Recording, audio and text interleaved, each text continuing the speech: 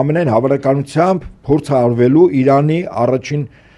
ուրեմն ղեկավարության առաջին հնգյակին սպանել։ Ուղղակիորեն ոչ թե զինվորականներ եւ այլն, ուրեմն առաջին Գերագույն հոգեվոր առաջնորդին մեկ եւ պատական չի որ Իրանը կեցվածք է դրսեւոր ասել էր եթե Գերագույն հոգեվոր առաջնորդի նկատմամբ ինչ որ քայլ արվի, ճիշտ է, ապա Իրանը պատերազմ է հայտարարելու այդ գործողության պատվիրատուին։ Այսինքն պատերազմում, եթե ԱՄՆ-ն է, ԱՄՆ-ին հարվածելու ընդ որում Իրանից վերջին Նաև ռազմաբազաներին, չէ՞, բացի ռազմաբազա հրթիռները արդեն հասանել են Ամերիկային։ Ավելին 2000 կիլոմետր որ ավելին հիպերձայնային արագության հրթիռները չորսվող են